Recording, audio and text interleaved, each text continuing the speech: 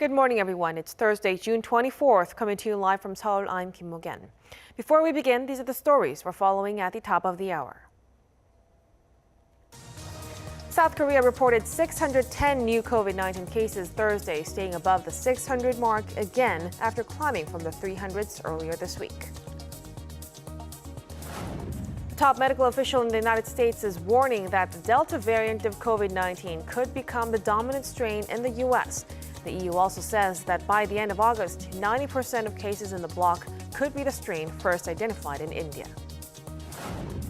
And as North Korea continues to dismiss hopes for nuclear talks with the U.S., Washington is reiterating that it remains open to diplomacy. We begin with the COVID-19 situation in South Korea. The nation reported 610 new COVID-19 cases Thursday, staying above the 600 mark for the second day. Of them, all but 34 were locally transmitted. One more patient has died, raising the death toll to 2,008.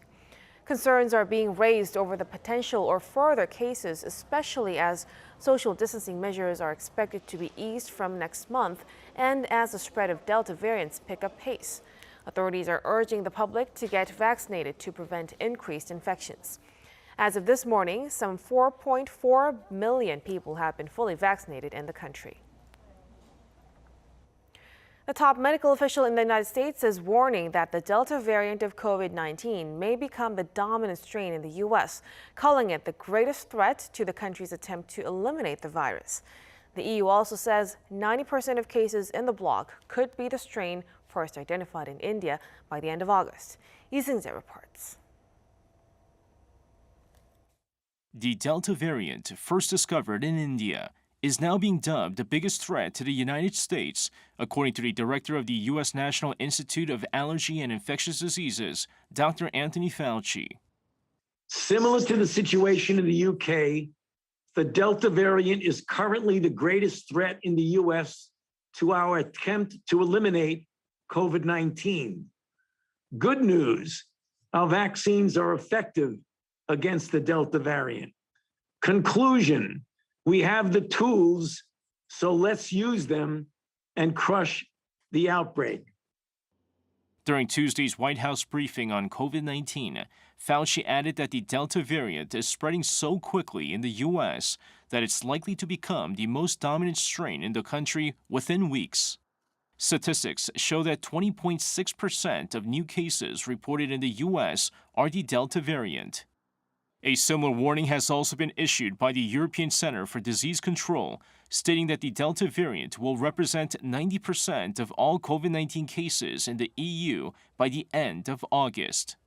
In the threat assessment published by the ECDC, it noted the variant is more transmissible than others, and preliminary data shows it can also infect people who have received only one vaccine dose. It added the variant will likely circulate extensively during the summer, particularly among younger people. The UK, which reported over 16,000 new cases in the past 24 hours, has seen a massive resurgence due to the Delta variant now being reported in over 90% of new cases. However, the UK is now even on a higher alert as the much more powerful Delta Plus variant has been reported. So far, the Delta Plus variant accounts for at least 41 cases. In response, the government and Public Health England have put measures in place, which include enhanced contact tracing and testing. The Delta variant is also responsible for the recent rise in cases in Israel. Following the Prime Minister's call for masks to be worn indoors again, the country's health ministry chief said Tuesday that it would be wise for its citizens to consider wearing masks in crowded places, including at airports and in hospitals. The ministry will soon issue a directive, including requiring masks at all schools and academic institutions. Lee Seung-jae, Arirang News. The devastating impact of climate change is on track to hit much sooner than previously anticipated. This according to a UN report that says that human life will be reshaped in the next decades, even with further reduction of greenhouse gas emissions. Choi Min-jung reports. Pointing out the worst is yet to come, climate experts are warning that people should expect to witness the dire consequences of drastic climate change within 30 years. This is according to a draft report from the United Nations Intergovernmental Panel on Climate Change accessed exclusively by AFP.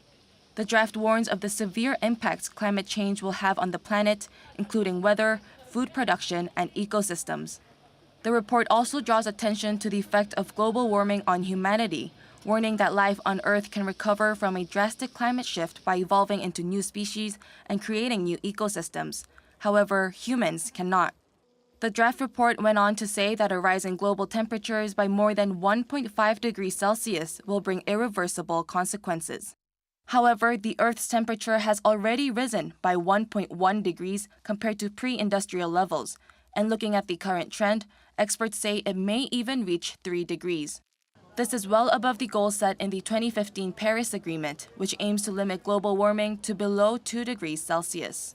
Even with 200 nations abiding by the agreement, 14% of the global population will be exposed to severe heat waves at least once in 5 years. The IPCC stresses that it is crucial for all levels of society, from individuals, businesses, to governments, to do their parts to avoid the worst-case scenario. Choi Min-jung, Arirang News. While North Korea continues to dismiss hopes for nuclear talks with the U.S., Washington is reiterating that it remains open to diplomacy. Eyes are on the back and forth, which experts trying to interpret the real intent behind the North's latest statements. Kim Hyo-san has more. There's extra focus on the numerous statements going back and forth between the U.S. and North Korea as they continue to exchange rhetoric that leaves the possibility for direct talks hanging in the balance. For the second straight day, the North has ruled out any talks with the U.S., with its foreign minister saying dialogue would lead nowhere. Those comments come on the heels of remarks made by Kim Yo-jung, the sister of the regime's leader, who said the U.S. had wrong expectations for talks.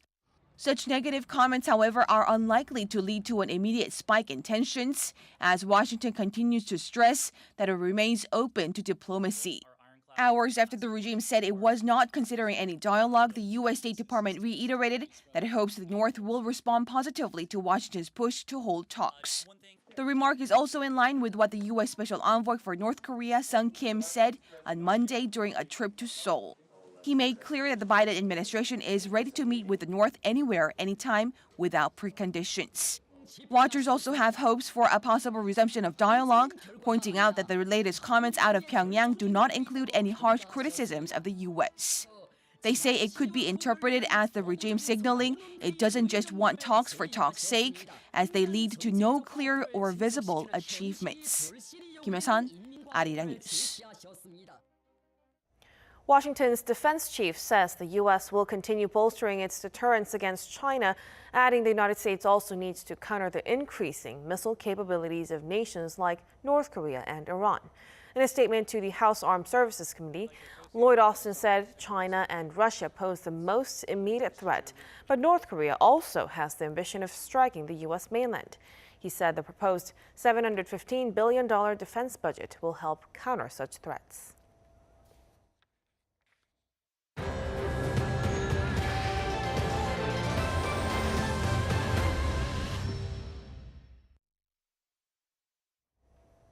South Korea's consumer sentiment has remained optimistic for a fourth month in a row. The Bank of Korea says its composite consumer sentiment index in June was 110.3, the highest it's been since January 2018, well before the pandemic. It was up 5.1 points on month.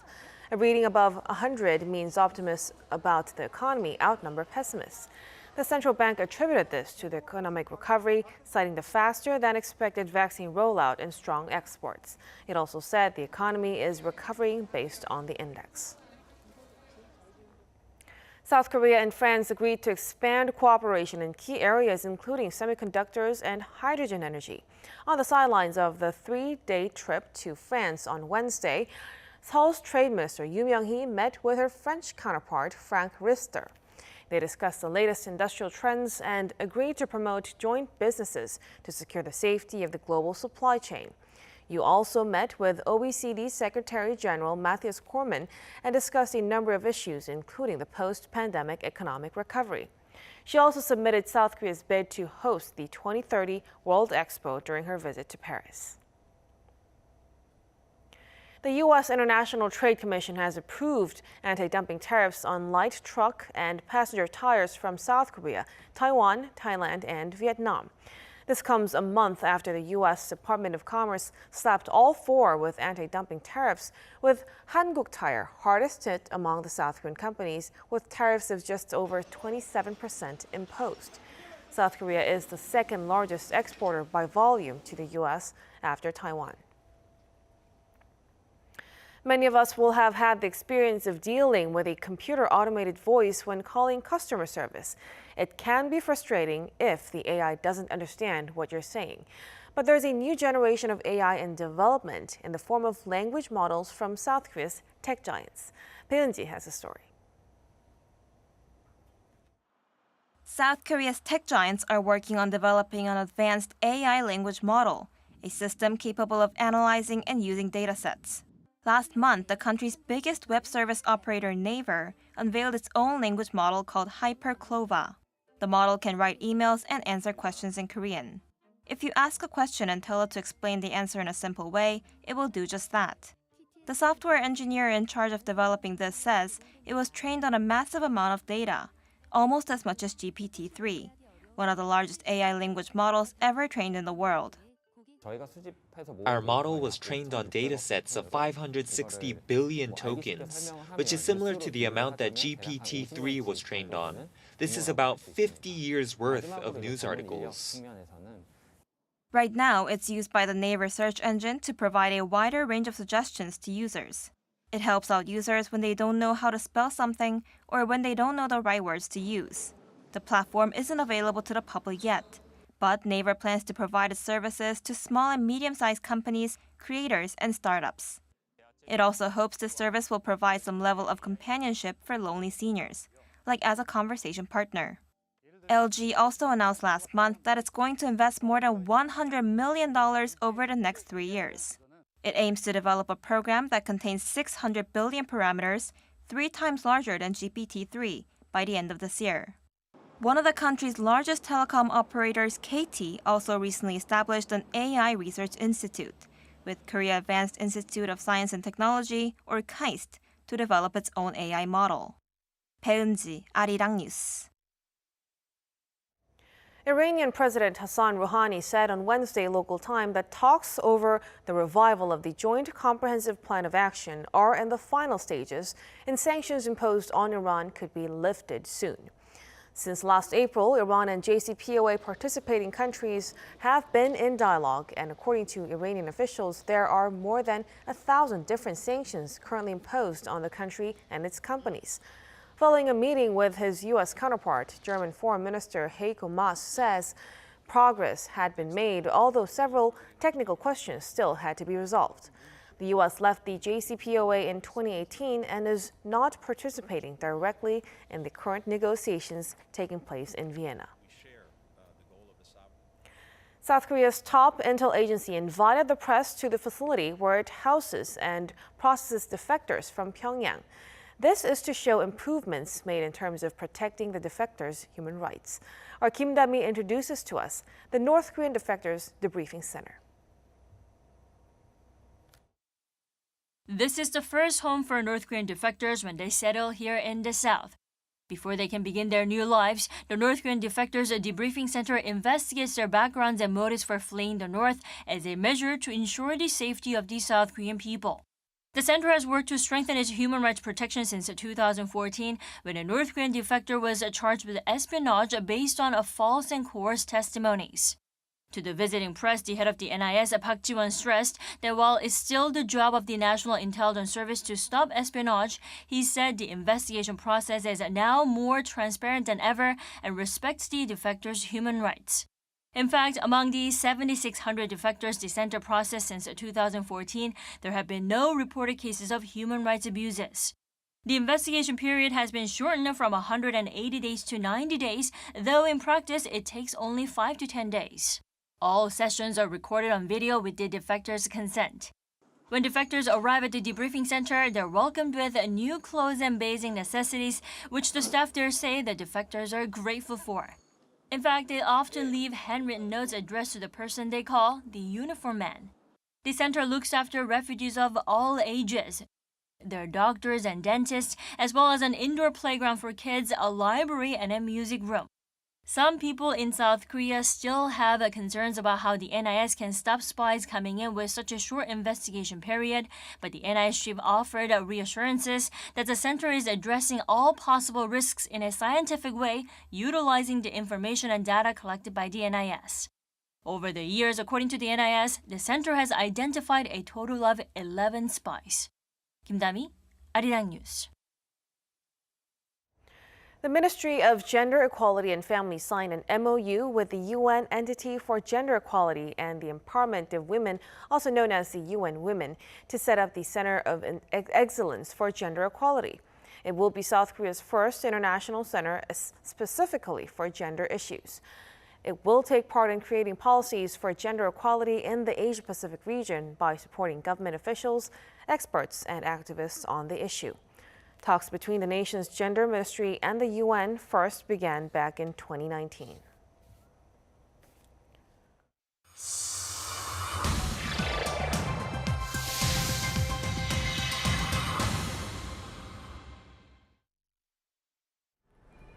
Welcome. It's time for The World Now, bringing you some of the most interesting news from around the globe. I'm Ji-young. A news anchor in Peru carried on live with an interview even though the whole studio was shaking. The reporter said this happens and told viewers to stay calm and have an emergency backpack at hand. The event unfolded as a magnitude 6 earthquake hit Peru's capital, Lima. As the earth moved on Tuesday, residents of Lima, home to some 9.7 million people, evacuated to the streets. So far, no deaths or injuries have been reported, but the earthquake shook buildings and caused damage to homes. Pope Francis greets people from all walks of life, but he had a surprise guest at his weekly Wednesday audience, Spider-Man. Dressed in the full skin-tight red, black and blue costume, he gave Pope Francis his Spider-Man mask. Spider-Man said he was excited because Pope Francis immediately understood his mission. I gave him a mask I don't use anymore as a sign to tell him that through these eyes I daily see pain from sick children in hospitals. I asked him to pray for them and their families who really need his prayers. The man behind the superhero costume is a 27-year-old from northern Italy who visits sick children in hospitals as to cheer them up. Last year, he was also awarded the honorary title of Knight of the Order of Merit of the Italian Republic for his altruism and contribution based on his work with sick children. Lego is going green. Instead of using oil-based plastic, the Danish toy maker said Wednesday that it'll sell products with bricks made from recycled plastic bottles in 18 to 24 months. The recycled material that the company will use will be from plastic bottles that are proven safe for beverages in Europe and the US. Well, that tells something about how the material is used previously. You know, if you're going to drink a fizzy drink or a bottle of water out of that, then it says something about the safety and the quality of the material for use. Lego said last year that it would invest $400 million over 3 years in order to entirely switch the existing plastic bricks to sustainable materials by the end of the decade. In manufacturing its products, the company uses some 100,000 tons of plastic each year.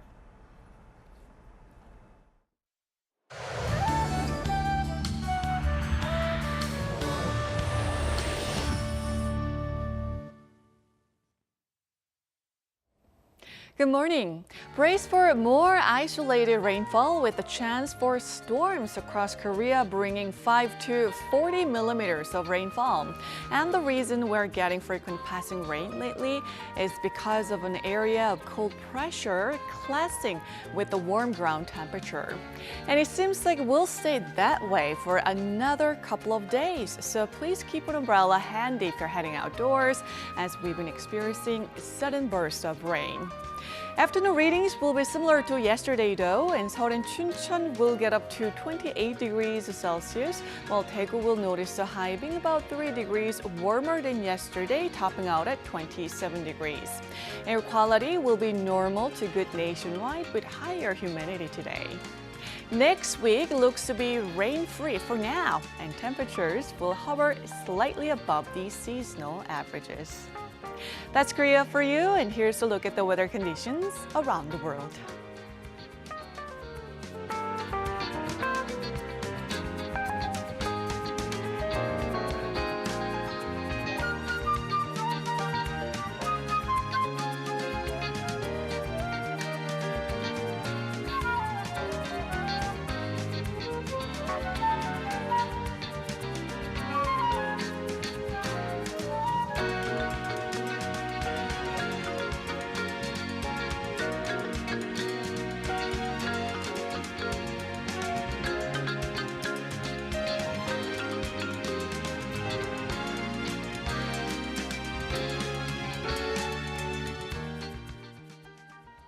That will do it for us at this hour on Arirang News. We'll be back at noon Korea time, so stay tuned.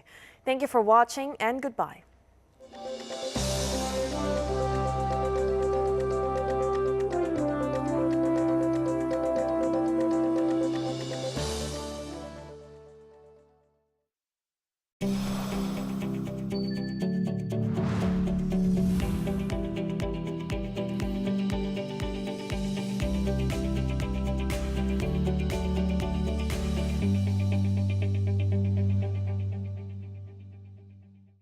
Vaccination is essential